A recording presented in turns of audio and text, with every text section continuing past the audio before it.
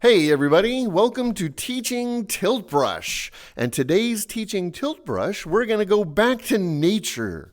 We're going to look at which brushes help give a very natural, loose feeling without having to draw every single line. And the ones we're going to focus on today include the Splatter brush and the Coarse Bristles brush. These two brushes have a very loose, natural stroke to them.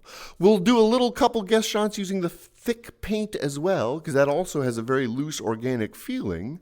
And we'll see how a combination of these brushes and color give you a very natural type of feeling, very organic type of feeling. So as you can see from this painting, it's a very lovely forest in the afternoon, and it's a very sort of quick sketch type of painting, but it's got a lot of light, it's got a lot of natural feeling. Most of this painting was done with splatter for the round types of bushes and coarse bristles for the long lines like pine needles. So anytime you're going to do things like fur or bushes or a forest, these are the types of brushes that can help. Maybe scales on a fish, that type of thing. So we're going to start with a splatter and the coarse bristles to see how they work. So I'm going to get my room good size, get my brush a good size, and we're going to do a demonstration of what the splatter looks like. And I'm going to find a nice medium green. So the splatter, you'll notice, it's just a series of splatters. And if you get close, you can even see there's little droplets being spread off, that type of thing. It is affected by light and shadow. This is a shaded brush, so you can see the angle you paint at. Your light source will affect this brush. So if I move the lights around, let's get over to this side and change the lighting, you can see as I move the light around, the splatter brush highlight and shadow is affected. So this is a shaded brush. But the stroke itself is very loose, very organic. It's made up of separate little blotches and splatters. The size of your brush, so if I go to giant size with a large brush versus, where'd my brushes go? Versus, I should do this on the home screen, small brush, let's choose a different color, small splatters. So depending on the size and the distance you want, splatter brush, loose blobbies, as opposed to individual lines for the coarse bristles. Large size coarse bristles, smaller size coarse bristles. So here's where we're getting into fur patterns, or if you want to fill in like brush strokes, I could go in with the coarse bristles, fill in. Coarse bristles is also a shaded brush, so you can see the highlight and shadow. As I paint other lines, you can see it's casting shadows on the lines behind it. So coarse bristles gives you a very loose paintbrush, paint stroke type of feeling, whereas the splatter brush gives you splotches, groups, and blobs. So depending on the artwork you're trying to create, depending on the feeling you're trying to create, in the case of leafy bushes, the round splatters give that slightly random organic, whereas pine needles or fur textures or grass on a pasture, coarse bristles gives you a lot of little lines that interact without having to do many little brush strokes. Let's move this off to the side. So if I'm trying to do a natural pattern like trees or grass or bushes, not only do I want to have that particular style brush, so in this case we'll go with our splatter to make a tree, not only do I want to have the splatter itself, but slight variation in color, not large differences.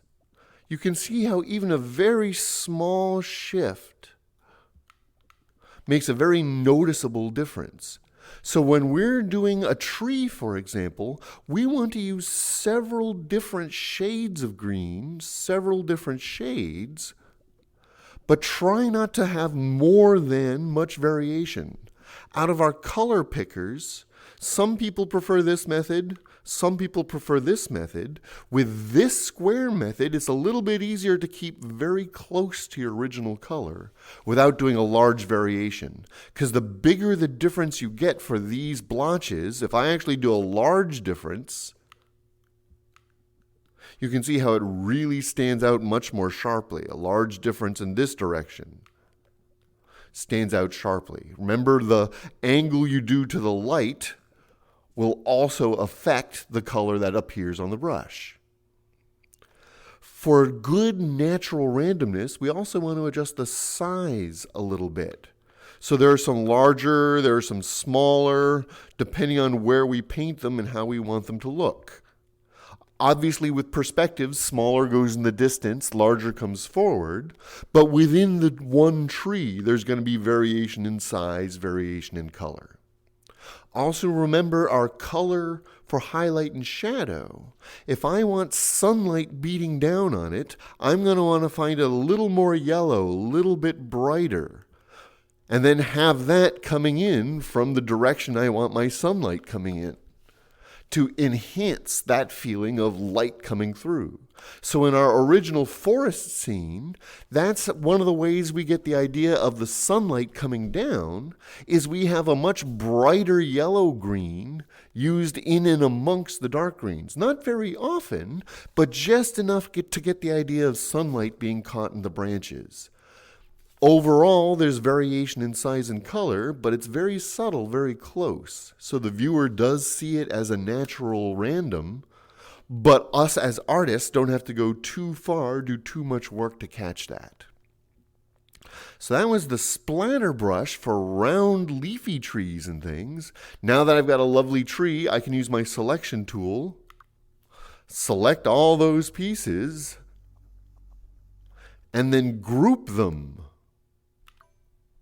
So now this is considered one object. Even if I go somewhere else, when I come back, I just need to get one piece of it, and it's my tree. I can now duplicate and make a whole forest of these little trees.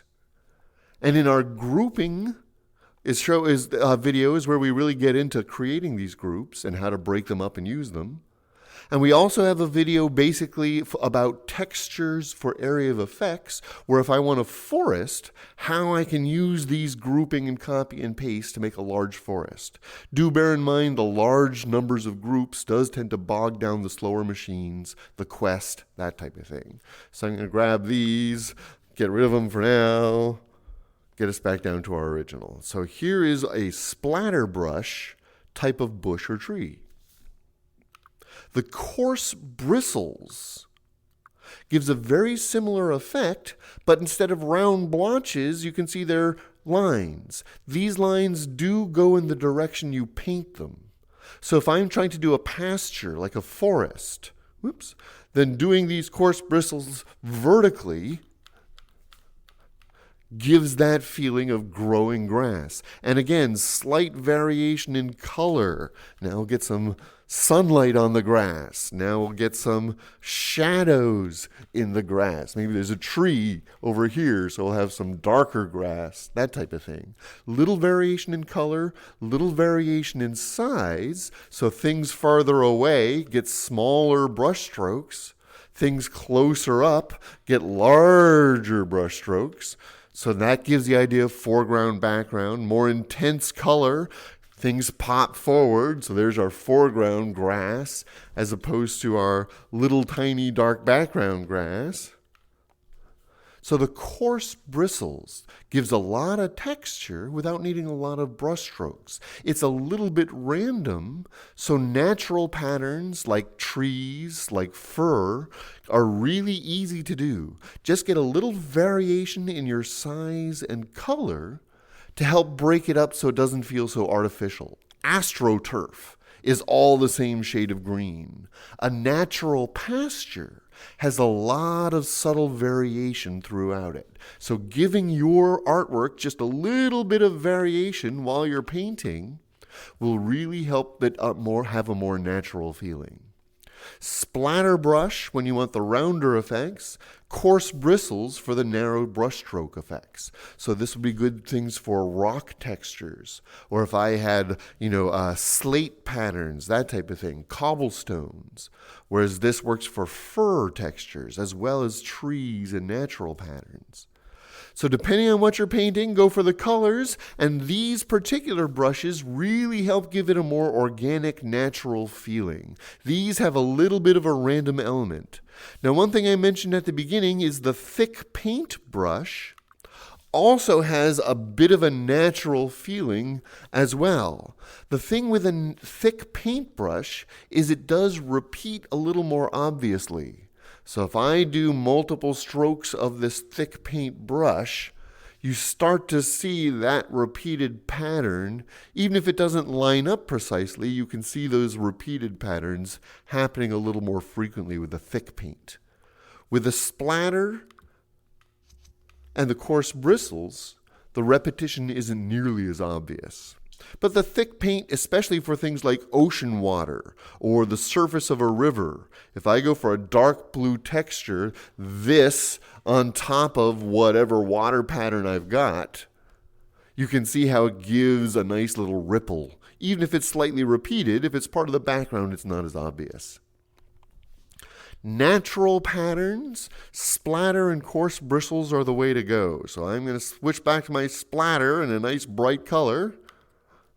Thanks for joining us for this episode. We're all about trying to help you get a little bit more out of these tools. So even if you've never seen these tools before, you're not sure quite what they're good at, these lessons are to give you a good idea of what Tilt Brush can really do for you.